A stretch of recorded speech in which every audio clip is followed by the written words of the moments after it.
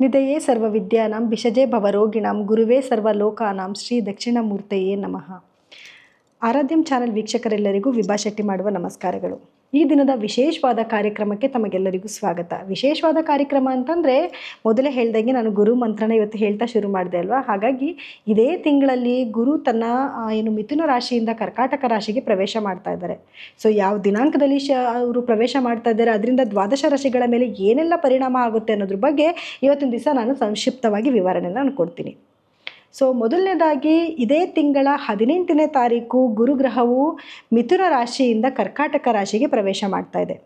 ಹಾಗೆ ಅಲ್ಲೇ 22ರಿಂದ 24 ದಿನಗಳ ಕಾಲ ಅದೇ ರಾಶಿನಲ್ಲಿ ಇದ್ದು ತನ್ನ ಹಿಮ್ಮುಖ ಸಂಚಾರವನ್ನು ನವೆಂಬರ್ 11ನೇ ತಾರೀಕು ಹಿಮ್ಮುಖ ಸಂಚಾರವನ್ನು ಶುರು ಮಾಡಿ ಡಿಸೆಂಬರ್ 4ರ ಹೊತ್ತಿಗೆ ಮತ್ತೆ ಮಿಥುನ ರಾಶಿಗೆ ಪ್ರವೇಶ ಮಾಡುತ್ತೆ.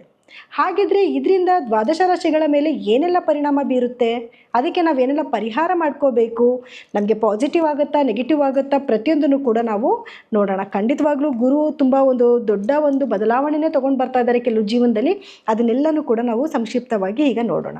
ಮೇಷರಾಶಿಯವರಿಗೆ ಗುರು ಬದಲಾವಣೆಯಿಂದ ಏನೆಲ್ಲ ಅವ್ರ ಜೀವನದಲ್ಲಿ ಬದಲಾವಣೆಗಳಾಗ್ತಿದೆ ಅನ್ನೋದನ್ನ ನೋಡೋಣ ಬನ್ನಿ. ಸೊ ಮೇಷರಾಶಿಯವರಿಗೆ ತುಂಬ ಗುಡ್ ಲಕ್ ಅಂತಲೇ ಹೇಳ್ಬೋದು. ಗುರುವಿನ ಸ್ಥಾನ ಈಗ ಆಲ್ರೆಡಿ ಇದ್ದಿದ್ದೇ ತುಂಬ ಚೆನ್ನಾಗಿತ್ತು. ಇನ್ನು 4ನೇ ಮನೆಗೆ ಸಂಚಾರ ಮಾಡ್ತಾ ಇರೋದ್ರಿಂದ ಅದರಲ್ಲೂ ಕೂಡ ಒಳ್ಳೆ ಗುಡ್ ಲಕ್ಕೆ ಕೂಡ ಅವರಿಗೆ ಸಿಗ್ತಾ ಇದೆ. ಅದೇನು ಅಂತಂದರೆ ನಿಮ್ಮ ವ್ಯಾಪಾರದಲ್ಲಾಗಿರ್ಬೋದು ಅಥವಾ ನಿಮ್ಮ ಉದ್ಯೋಗದಲ್ಲಾಗಿರ್ಬೋದು ನಿಮಗೊಂದು ಒಳ್ಳೆ ಅಭಿವೃದ್ಧಿ ಸಿಗ್ತಾ ಇದೆ. ನಿಮ್ಗೆ ಇಷ್ಟು ದಿವಸ ಏನಾದರೂ ಕೆಲಸಗಳು ಸ್ವಲ್ಪ ಸ್ಟಾಪ್ ಆಗಿರೋದು ಆ ರೀತಿ ಆಯಿತು ಅಂದರೆ ಆ ಕೆಲಸಗಳು ಇನ್ನೂ ಸರಾಗವಾಗಿ ಆಗುವಂಥ ಸಾಧ್ಯತೆಗಳು ಜಾಸ್ತಿ ಇದೆ. ಹಾಗೆ ನಿಮ್ಮ ಕುಟುಂಬ ಜೀವನ ಅಂತ ನೋಡಿದಾಗ ಕುಟುಂಬದಲ್ಲೂ ಅಷ್ಟೇ ತುಂಬ ಒಳ್ಳೆ ವಾತಾವರಣ ಕ್ರಿಯೇಟ್ ಆಗುತ್ತೆ. ಕೆಲವು ಶುಭ ಕಾರ್ಯಗಳು ನಡೆಯುವಂಥ ಸಾಧ್ಯತೆಗಳು ಜಾಸ್ತಿ ಇದೆ. ಹಾಗೆ ನಿಮ್ಮ ಭೂಮಿಗೆ ಸಂಬಂಧಪಟ್ಟಿದ್ದು ಏನಾದರೂ ವ್ಯವಹಾರ ಮಾಡ್ತಾ ಇದ್ದೀರಾ ಅಂತಂದರೆ ಖಂಡಿತವಾಗ್ಲೂ ಅದರಲ್ಲಿ ಒಳ್ಳೆ ಯಶಸ್ಸು ಸಿಕ್ಕುತ್ತೆ.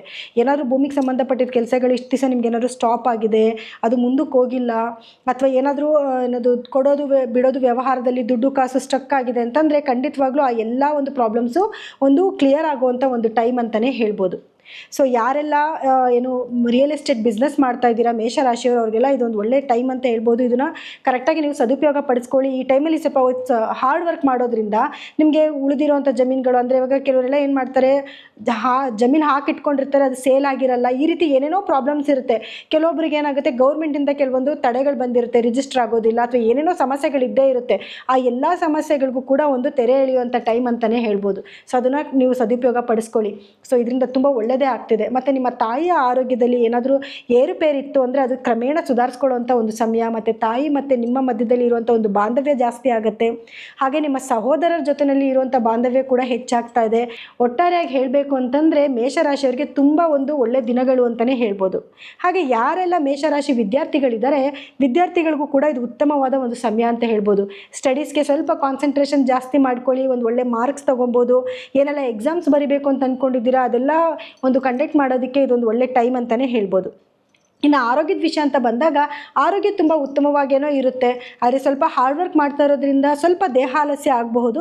ಅದಕ್ಕೆ ತಕ್ಕದು ನೀವು ಸ್ವಲ್ಪ ಮೆಡಿಟೇಷನ್ ಮಾಡ್ಕೊಳ್ಳೋದು ಅಥವಾ ವ್ಯಾಯಾಮ ಮಾಡೋದು, ಇದರಿಂದ ಆ ನೆಗೆಟಿವಿಟಿನ ನೀವು ತಪ್ಪಿಸ್ಕೊಬೋದು. ಆದರೆ ಎಲ್ಲ ರೀತಿಯಿಂದ ನೋಡೋಕೆ ಹೋದರೆ ಮೇಷರಾಶಿಯವರಿಗೆ ತುಂಬ ಉತ್ತಮವಾದ ದಿನ ಅಂತಲೇ ಹೇಳ್ಬೋದು. ನಿಮಗೆ ಇವಾಗ ಆಲ್ರೆಡಿ ನಿಮಗೆ ತುಂಬ ಚೆನ್ನಾಗಿದೆ ಟೈಮು. ಇನ್ನೊಂದಷ್ಟು ಚೆನ್ನಾಗಿ ಹೇಗೆ ಮಾಡ್ಕೊಬೇಕು ಅಂತಂದರೆ ಗುರುಗ್ರಹದ ಧ್ಯಾನ ಮಾಡೋದು. ಪ್ರತಿದಿನ ಗುರುಗ್ರಹದ ಧ್ಯಾನ ಮಾಡೋದ್ರಿಂದ ಆಗಿರ್ಬೋದು, ಅಥವಾ ಮನೆಯಲ್ಲಿ ಕಡಲೆಕಾಳನ್ನ ತಂದಿಟ್ಕೊಳ್ಳೋದು. ಪ್ರತಿ ಗುರುವಾರ ದಿವಸ ಕಡಲೆಕಾಳಿಂದ ಮಾಡಿರೋ ಖಾದ್ಯಗಳನ್ನ ಮನೇಲಿ ಮಾಡ್ಕೊಂಡು ನೀವೇ ಸೇವನೆ ಮಾಡೋದ್ರಿಂದ ಕೂಡ ನಿಮಗೆ ಇನ್ನಷ್ಟು ಅಭಿವೃದ್ಧಿ ಆಗ್ತಾ ಹೋಗ್ತಾ ಇರುತ್ತೆ. ಇನ್ನು ಇವಿಷ್ಟು ಮೇಷರಾಶಿಯವರ ಗುರುಗ್ರಹದ ಸಂಚಾರದಿಂದ ಆಗ್ತಿರುವಂಥ ಫಲಾನುಫಲಗಳಾಗಿರುತ್ತೆ. ನಿಮ್ಮ ವೈಯಕ್ತಿಕ ಜಾತಕನೂ ಕೂಡ ಒಮ್ಮೆ ನೋಡ್ಕೊಬೇಕಾಗಿ ಬರುತ್ತೆ. ಯಾಕಂದರೆ ಎಲ್ಲರಿಗೂ ಗುರು ಒಂದೇ ಜಾಗದಲ್ಲಿ ಇರೋದಿಲ್ಲ ಅಲ್ವಾ. ನಿಮ್ಮ ವೈಯಕ್ತಿಕ ಜಾತಕದಲ್ಲಿ ಗುರು ಬೇರೆ ಬೇರೆ ಮನೆಗಳು ಕೂತಿರ್ತಾರೆ. ಅದರಿಂದ ಕೆಲವೊಂದು ಎಫೆಕ್ಟ್ಗಳಾಗುತ್ತೆ. ಮತ್ತು ಯಾರಿಗೆಲ್ಲ ಗುರು ದಶ ಗುರಿ ಭುಕ್ತಿ ನಡೀತಿದೆ ಅವ್ರಿಗೆ ಇದು ಖಂಡಿತವಾಗ್ಲೂ 80% ಅಷ್ಟು ನಿಮಗೆ ಅಕ್ಯುರೇಟ್ ಆಗುತ್ತೆ. ಹಾಗೆ ಗುರು ಒಳ್ಳೆ ಸ್ಥಾನದಲ್ಲಿರೋರಿಗೆ ಸ್ವಲ್ಪ ನೆಗೆಟಿವಿಟಿ ಏನಾದರೂ, ನಾನು ಇವಾಗ ಇಲ್ಲಿ ನೆಗೆಟಿವಿಟಿ ಹೇಳಿದ್ದೀನಿ ಅಂದರೆ ಗುರು ನಿಮ್ಮ ಒಳ್ಳೆ ಸ್ಥಾನದಲ್ಲಿ ಕೂತ್ಕೊಂಡಿದ್ದ ಅಂತಂದರೆ ಸ್ವಲ್ಪ ನಿಮಗೆ ನೆಗೆಟಿವಿಟಿ ಕಮ್ಮಿ ಆಗುತ್ತೆ. ಅಥವಾ ಯಾರಿಗೆಲ್ಲ ಒಳ್ಳೇದು ಹೇಳಿರ್ತೀವಿ ಗುರು ನಿಮಗೆ ನೆಗೆಟಿವ್ ಪ್ಲೇಸ್ನಲ್ಲಿ ಕೂತ್ಕೊಂಡಿದ್ರೆ ಅದರಿಂದನೂ ಅಷ್ಟೇ ನಿಮಗೆ ಒಳ್ಳೆಯದರಲ್ಲಿ ಸ್ವಲ್ಪ ಪರ್ಸೆಂಟೇಜ್ ಕಮ್ಮಿ ಆಗುತ್ತೆ. ಹಾಗಾಗಿ ಒಂದು ಸತಿ ನಿಮ್ಮ ವೈಯಕ್ತಿಕ ಜಾತಕನ ತೋರಿಸ್ಕೊಂಡು ನೀವು ಅದನ್ನು ವಿಮರ್ಶೆ ಮಾಡ್ಕೊಳ್ಳೋದು ಒಳ್ಳೆಯದು. ಸೊ ನಿಮ್ಗೆ ಯಾರಿಗೆಲ್ಲ ನಿಮ್ಮ ವೈಯಕ್ತಿಕ ಜಾತಕನ ತೋರಿಸ್ಕೊಬೇಕು ಅಂತ ಅನಿಸಿದೆ ಅಂಥವರೆಲ್ಲ ಕೂಡ ನಮಗೆ ಕೆಳಗಡೆ ಸ್ಕ್ರೋಲ್ ಆಗ್ತಿರೋ ನಮ್ಮ ನಂಬರ್ಗೆ ಕರೆ ಮಾಡಿ ನಿಮ್ಮ ವೈಯಕ್ತಿಕ ಜಾತಕನ ಒಮ್ಮೆ ಪರಿಶೀಲನೆ ಮಾಡಿಸ್ಕೋಬೋದು. ಹಾಗೆ ನಮ್ಮಲ್ಲಿ ಸಿಗುವಂತಹ ಕ್ರಿಸ್ಟಲ್ಸ್ನ ಕೂಡ ನೀವು ಹಾಕೊಳ್ಳೋದ್ರಿಂದ ನಿಮ್ಮ ಜೀವನದಲ್ಲಿ ಮತ್ತಷ್ಟು ಅಭಿವೃದ್ಧಿನ ನೀವು ಕಾಣಿಸ್ಕೋಬೋದು. ಇನ್ನು ಇವಿಷ್ಟು ಗುರು ಸಂಚಾರದ ದ್ವಾದಶ ರಾಶಿಗಳ ಫಲಾನುಫಲಗಳಾಗಿತ್ತು. ಇನ್ನು ಕಾರ್ಯಕ್ರಮ ಮುಗಿಸುವಂಥ ಸಮಯ ಇದಾಗಿದೆ.